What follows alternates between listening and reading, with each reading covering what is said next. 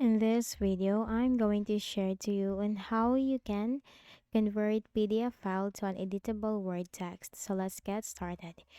So I have a PDF file right here on my desktop, and this is the PDF file that we are going to convert into an editable Word text. So go ahead in the Windows search bar and simply type Word, click on it under the best match, click on a blank document. So once you're in this window, simply click on the File tab, and here you can find the open option, click on that. Then click on browse. So browse for the location of your PDF file.